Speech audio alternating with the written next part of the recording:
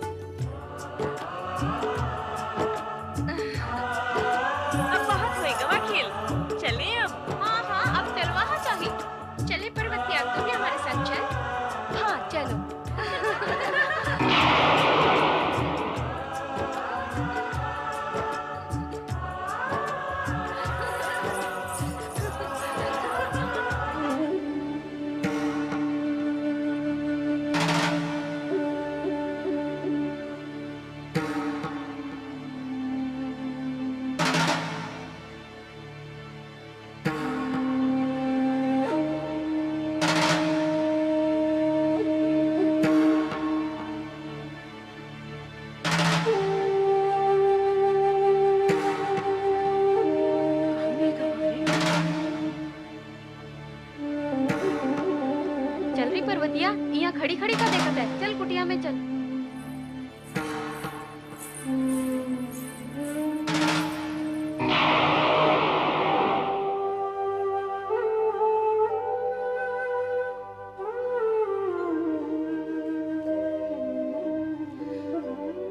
का हो पर्वतिया, का हुई गवा?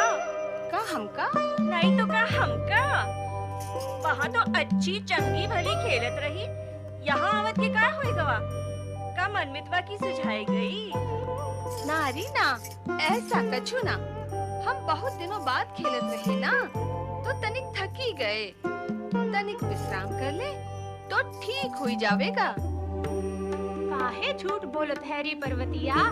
खेल कूद से भला कहीं थकान लागत है? तू बहाने काहे बनावत है? तुहार मन में कुछ और है, सच बता का है? अरे नहीं, हम झूठ काहे बोलेंगे?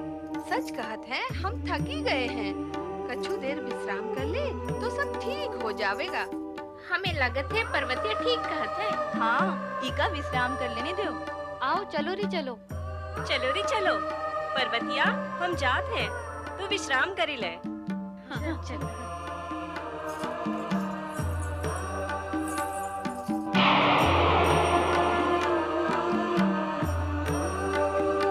देवी पार्वती,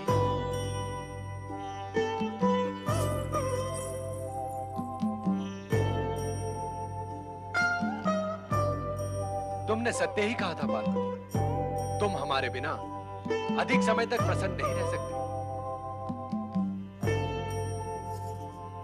ऐसे क्यों देख रही हो? कौन हो तुम? एक अकेली बाला के पास ऐसे छिप छिप कर आवत हो। तुमका का लाज विचार नहीं है का? कौन हो तुम? हम? तुम हमका नहीं जानत का?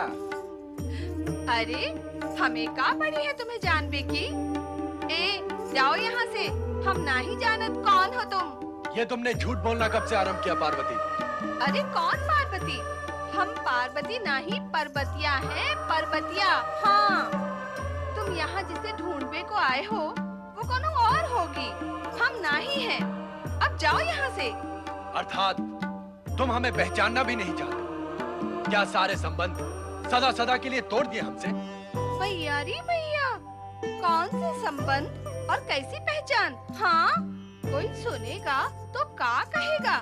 ई नार एक अनजान पुरुष से फुसुर फुसुर करके काहे बतिया रही है? तुमका यहाँ हमार मान सम्मान मिट्टी में मिलावे को आए हो का? पार्वती, तुम्हारा ये स्वांग हमें अच्छा नहीं लगा। तुम्हारे व्यवहार से हम आहत हुए हैं। हमारे साथ किए गए अपमान का परिणाम तुम्हें अवश्य ही भोगना होगा।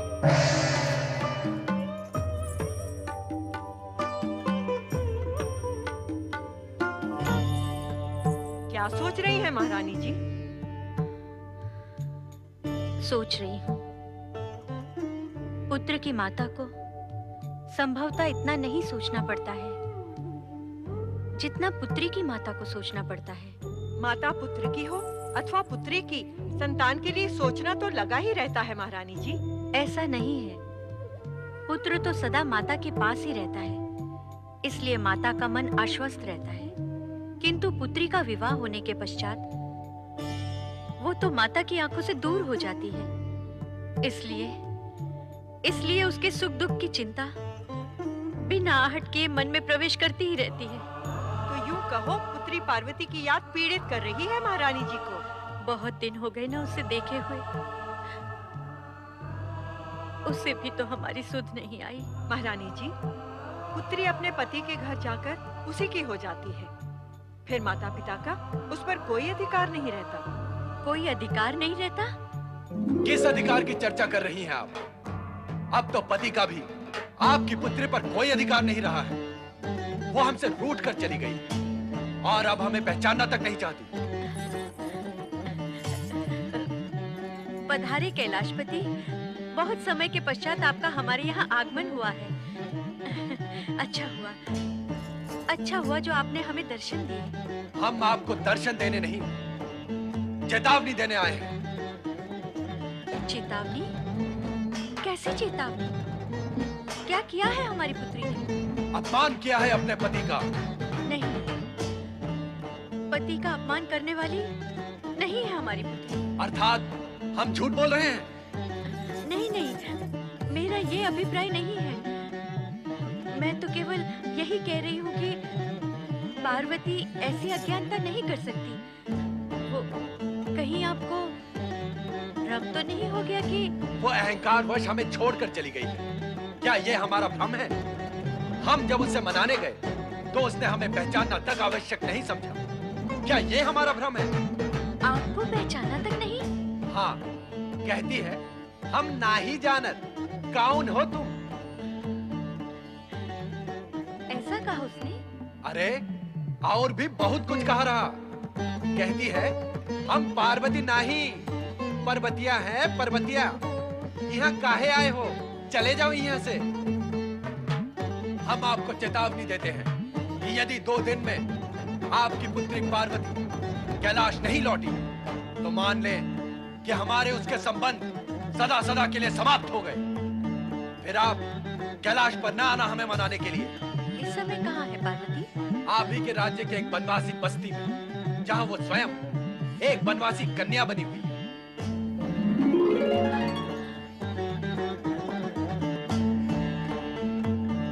तुरंत पार्वती को खोजना होगा।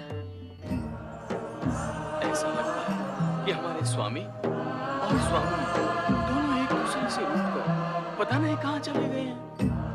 हमें पता भी तो नहीं कि वे गए कहाँ हैं। हाँ, पता होता तो जाकर उन्हें मना लेते। नारायण नारायण।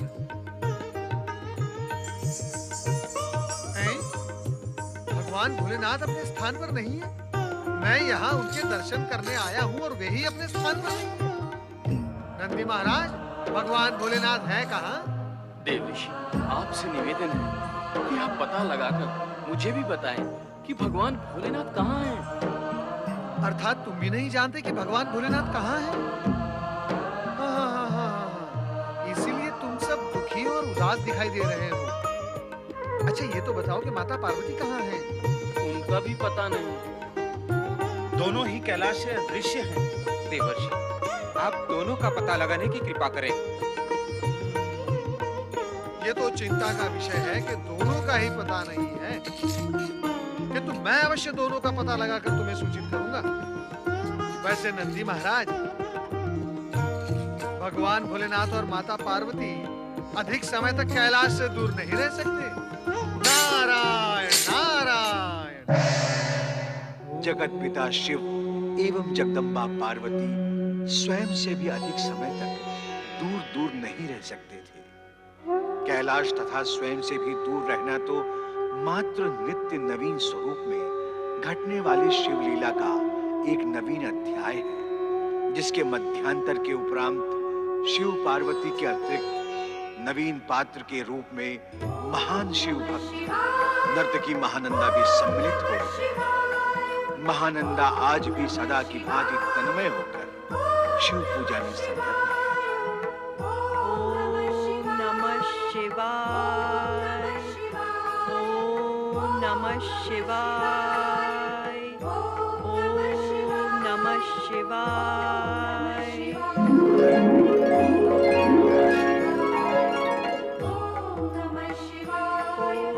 ओम नमः शिवाय, ओम नमः शिवाय, ओम नमः शिवाय।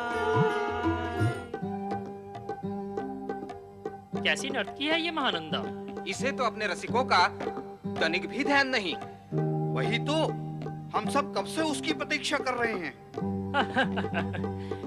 कितने व्याकुल हैं हम लोग उसका नृत्य और रूप सौंदर्य देखने के लिए। एक हम हैं जो उसके रूप का रसास्वादन करने आए हैं, और एक वो है जो शिव भक्ति में लीन है। पर ये मानना पड़ेगा रसिक मणि कि महानंदा की शिव भक्ति की चर्चा और कीर्ति दूर दूर तक पहुंच चुकी है। वो सत्य है तो यह भी सत्य है कि इसके नृत्य और सौंदर्य की चर्चा सुनकर रसिक जन दूर दूर से यहाँ आते हैं। अर्थात महानंदा में कुछ विशेषता अवश्य है। कुछ विशेषता देखकर यहाँ पर आए हो रसिक महाराज, तो फिर लौट जाओ। अरे परम सुंदरी महानृत्यिका महानंदा में विशेषता के अतिरिक्त अन्य कुछ है ही नहीं। अरे आप यहाँ क्या कर रहे हैं? जाइए महानंदा को बुलाइए। जाइए जाइए। ओम नमः शिवाय। हे शिव शंकर, मेरे मन में सदा ही अपनी भक्ति को बनाए रखना, ताकि दिन और रात मैं आपकी स्तुति व नाम स्मरण करती रहूं। मेरा मन अब इन रसिकों को लुभाने और प्रसन्न करने के लिए नृत्य में नहीं लगता। इस रूप व नृत्य विग्रह की आजीविका से मुझे मुक्ति दिलाएं प्रभु। इन रसिकों का मनोरंजन करते करते मेरा मन अब ऊब चुका है महेश्वर।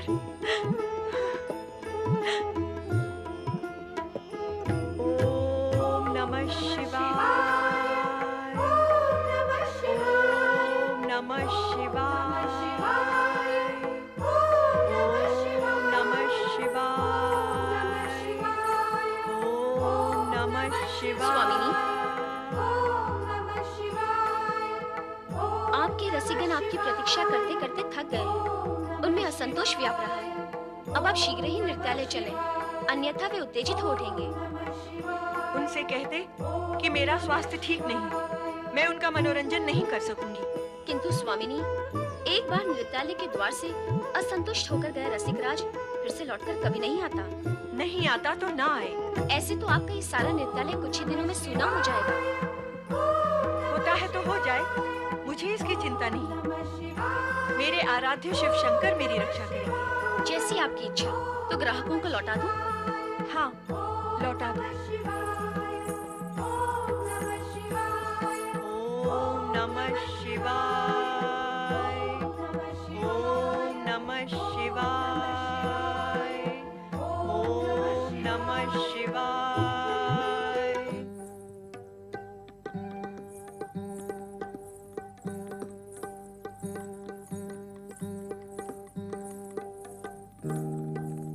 रसिकगण, आज स्वामिनी स्वस्थ नहीं है, अतः नृत्य द्वारा आप जन का मनोरंजन नहीं कर सकते। अस्वस्थ है तो हमें यहाँ बिठाकर क्यों रखा? इतने समय तक प्रतीक्षा क्यों करवाई हमसे? लगता है महानंदा को अपने रूप सौंदर्य का बहुत अभिमान हो गया है। तभी तो अब हम रसिकों का अपमान होने लगा है। हम अपनी धन संपदा लुटाते हैं इस पर, फिर इसका अभिमान और अपना अपमान क्यों सहेंगे? हाँ क्यों सहेंगे? हाँ क्यों सहेंगे? चलो यहाँ से जाएंगे, भविष्य में कदापि नहीं आएंगे। कभी नहीं आएंगे।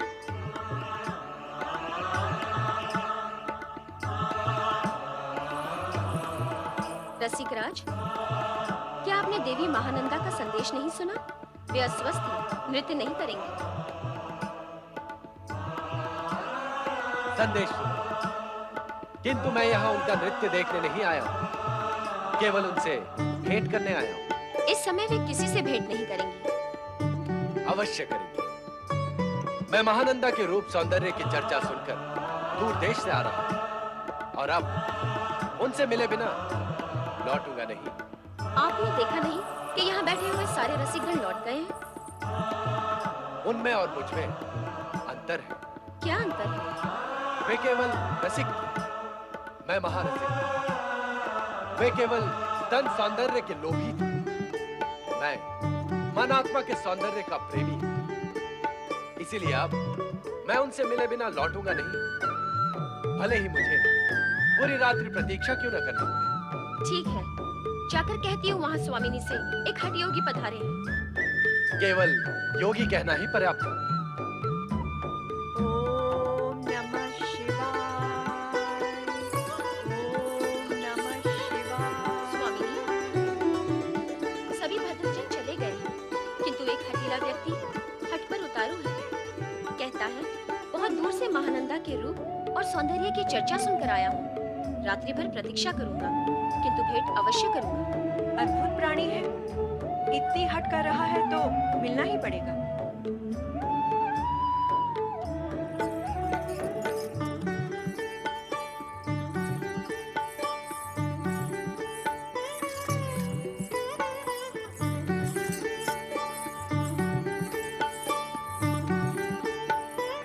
कहिए महाशय, क्या आज्ञा है मेरे लिए? आज्ञा नहीं देवी, निवेदन है।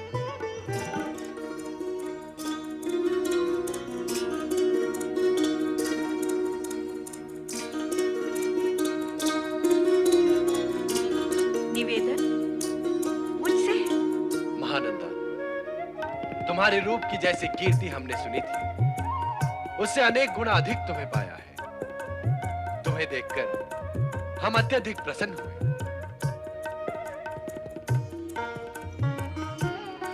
हीरे के ये 4 कंगन तुम्हें भेंट देना चाहता हूं, इन्हें स्वीकार करें।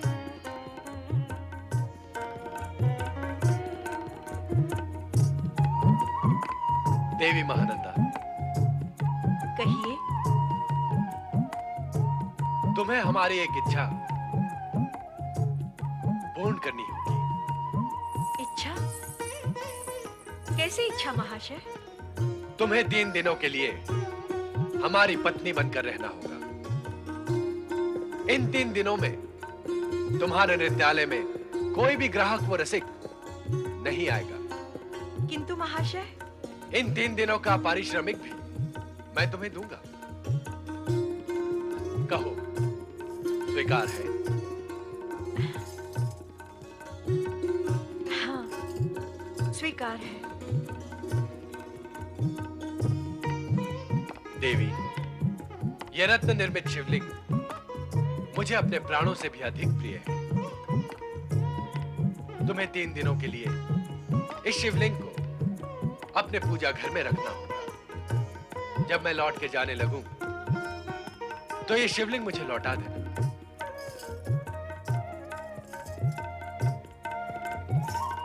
मैं भगवान शिव से प्रार्थना करूंगी कि आपको कभी भी लौटकर जाना न पड़े।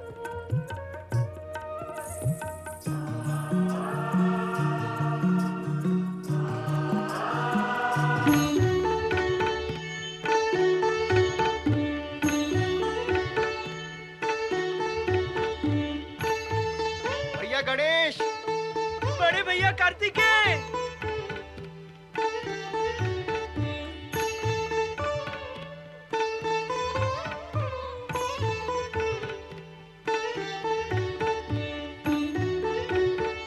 प्रणाम बड़े भैया कार्तिकेय। सदा मंगलकार्य हो। बहुत समय पश्चात मिल रहे हैं हम। हाँ भैया कार्तिकेय, आपके दर्शन से मन प्रसन्न हो गया। अब कैलाश जाकर माता पिता के दर्शन का भी लाभ हो जाएगा। मैं भी वहीं जा रहा हूँ, माता पिता के दर्शन करने। ये अच्छा संयोग रहा कि हम मार्ग में ही मिल गए। अब दोनों मिलकर चलते हैं। दोनों एक साथ माता पिता के दर्शन करेंगे। नारायण देवर्षि नारद को प्रणाम। आप दोनों के दर्शन पाकर मैं प्रसन्न अवश्य हुआ, किंतु खेद है कैलाश पर भगवान भोलेनाथ और माता पार्वती नहीं है। मैं 2 बार उनके दर्शन के लिए गया था, किंतु मैं निराश लौट आया। देवर्षि, कहीं आप हम भाइयों के साथ विनोद तो नहीं कर रहे? ये विषय विनोद का नहीं है कुमार कार्तिकेय।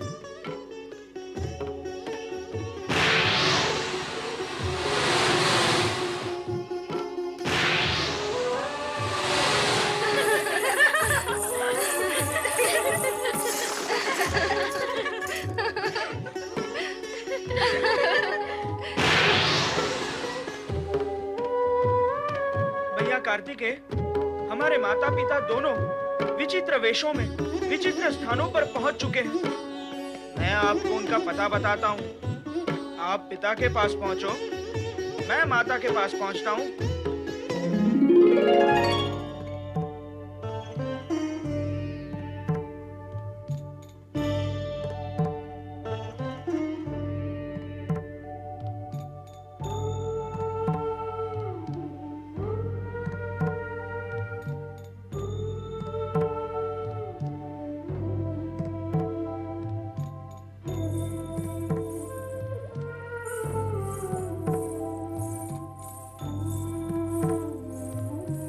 स्वामी, मैं आपकी सेवा में उपस्थित हूँ। दूध लाई हूँ, दूध पान कर लीजिए। स्वामी, आपको पा लेने के पश्चात मैं अपना सब कुछ पिछला भूल जाना चाहती हूँ। मेरा मन केवल 3 दिन के लिए आपकी पत्नी नहीं, जीवन भर के लिए आपके चरणों की दासी बनना चाहता है। नहीं देवी, मुझे तुम्हारी सेवा की आवश्यकता नहीं है। मैं विवाहित और एक पत्नीव्रता हूं। मैं तुम्हारी सेवा ग्रहण नहीं कर सकता। मैं तो केवल तुम्हारी शिव भक्ति की कीर्ति सुनकर एक भक्तिमती नर्तकी के मन की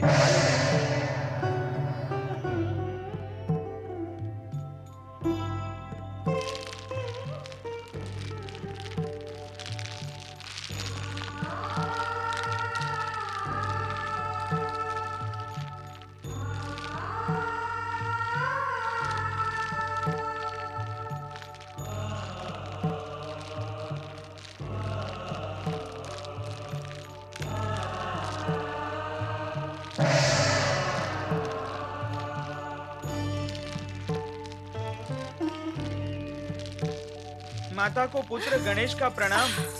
गणेश, भगवान गणेश, हमार गाँव माँ। किंतु माता, ये आपने कैसा वेश धारण किया है? अरे, हमरे तो भाग्य ही खुल गए। भगवान गणेश जी जो पधारे हैं हमार कुटिया माँ। बड़े दयावान हो गणेश जी महाराज। भक्तन की सुधि बुद्धि नहीं बिसारत। अर्थात आप मुझे पुत्र के रूप में पहचानना नहीं चाहती? पुत्र? कौन पुत्र और कौन माता? भगवान गणेश जी भगवान, का तुम हमरे संग विनोद करत हो? अरे, तुम हमरे भगवान हो और हम तुम्हार भक्तिन पर्वतिया। आओ पधारो, हम अभी सब सहेलियों को बुलाए लेते हैं। आप हमारी बस्ती में पधारे हो तो हम सब मिलकर तुहार पूजा करीब, तुहार गुण गाइब।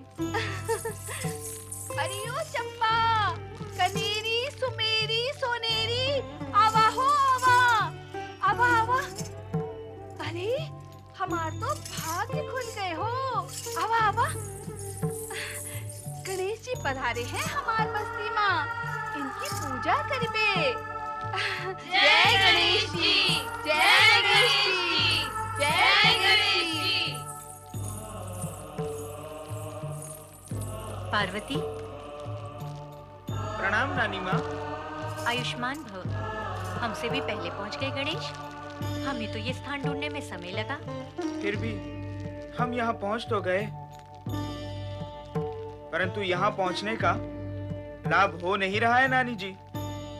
कारण कि माता जी बदल गई हैं। वो किसी को भी नहीं पहचानती। पुत्री पार्वती। प्रणाम महारानी जी। हम पार्वती नहीं, पर्वतिया हैं, पर्वतिया। आपको पहचानवा में भूल भई है महारानी जी। गणेश भैया, गणेश भैया, मैं जो कुछ भी देख कर आ रहा हूँ वो तुम्हें बता नहीं सकता, और वो देखने के पश्चात भी मुझे अपनी आंखों पर विश्वास नहीं हो रहा। भैया कार्तिकेय, अब जो कुछ भी देख कर आ रहे हो वो मैं पहले ही देख चुका हूँ। नारायण नारायण। कुमार कार्तिकेय, श्री गणेश आप? देवऋषि, एक गंभीर विषय में हम आपसे विचार विमर्श करना चाहते हैं। आइए।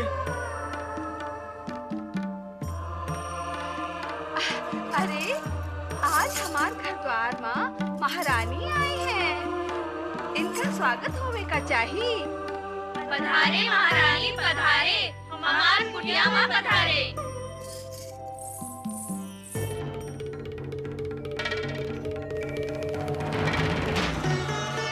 देवर्षि, अब तक तो आपको ज्ञात हो ही गया होगा कि हमारे माता पिता एक दूसरे से रुष्ट होकर अलग अलग स्थानों पर अद्भुत रूप धारण करके पहुंच चुके हैं। नारायण नारायण। ज्ञात तो हो ही चुका है गणपति महाराज, लेकिन विषय आश्चर्य का है कि अभी तक आपकी समझ में शिवलीला का रहस्य नहीं आया। तो वो रहस्य क्या है देवर्षि? उस रहस्य को स्पष्ट करने के लिए ही तो हमें आपके परामर्श की आवश्यकता है। मेरे परामर्श की? हाँ देवर्षि। वो भी आपको? नारायण नारायण। गणपति महाराज, आप तो स्वयं बुद्धि के निधान हैं। भला मैं आपको क्या परामर्श दे सकता हूँ? भैया गणेश, मैं स्वयं अपनी आंखों से उस नर्तकी महानंदा की दृष्टता देखकर आ रहा हूँ। वो पिता शिव शंकर को मोहित करने की चेष्टा कर रही थी। ये सब देखकर मैंने स्वयं पर संयम रखा, अन्यथा। भैया कार्तिकेय, ऐसी विषम स्थिति में क्रोध से नहीं, चतुराई से कार्य करना पड़ता है। ऐसे समय में भी आपने संयम रखकर उचित ही किया है। उचित कार्य तो हमने कर दिया भैया गणेश, पर हम ये नहीं समझ सके अब तक कि पिताश्री ने वहां जाकर ये अनुचित कार्य क्यों किया। हो सकता है पिता शिव शंकर का महानंदा के पास जाने का विशेष उद्देश्य रहा हो। विशेष उद्देश्य? वो क्या हो सकता है? नहीं नहीं, उनका केवल एक ही उद्देश्य है, और वो है माता को पीड़ित करना, बस। क्या हमारे पिता हमारी माता को पीड़ित करेंगे? किया तो है। नारायण नारायण। आप दोनों भ्राता माता पिता को लेकर विवाद में जुट गए, किंतु पहले ये तो ज्ञात कर लो कि माता पार्वती को इस सत्य का ज्ञान है अथवा नहीं कि भगवान भोलेनाथ महानंदा के यहाँ विराजमान है। देवर्षि, माता की स्थिति तो और भी विषम और घातक है। वो कैसे? वे तो सभी से संबंध तोड़ चुकी है। नहीं नहीं, ये असंभव है। प्रत्यक्ष को प्रमाण क्या, वे अपने पुत्रों तथा माता पिता तक को नहीं पहचानती। इसका तो स्पष्ट अर्थ यही हुआ कि अपने सभी संबंधों को तोड़ चुकी है। नारायण नारायण। कुमार कार्तिकेय, कभी कभी हम सब किसी बात अथवा घटना का अर्थ लगाने में शीघ्रता, उत्तेजना और भावना से काम लेते हैं, और यहीं पर हम भयंकर भूल कर बैठते हैं। कारण कि हमारी यही उत्तेजना और शीघ्रता हमें अर्थ को स्पष्ट देखने ही नहीं देती। जो दिखाती है वो अर्थ नहीं, अनर्थ होता है। इसीलिए स्थिति पर धैर्य पूर्वक विचार करना अति आवश्यक होता है। तो देवर्षि, अब हमें क्या करना चाहिए? गणपति महाराज, वर्तमान परिस्थिति जिस प्रकार की है, ऐसे में किसी के किए कुछ नहीं होगा। ऐसे में तो नारद को ही कुछ करना होगा। नारायण नारायण। अब मैं अपरिचय को परिचय में बदलकर सभी को पहचान योग्य बनाने की योजना पूर्ण करूंगा।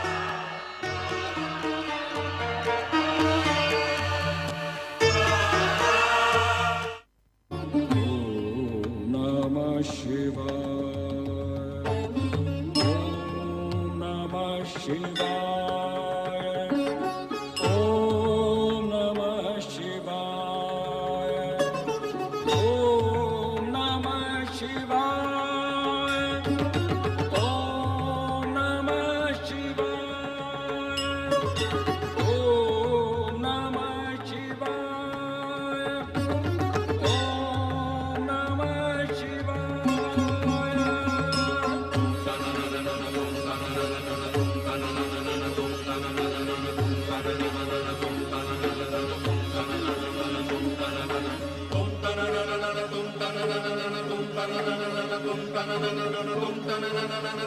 ओम गणनाथ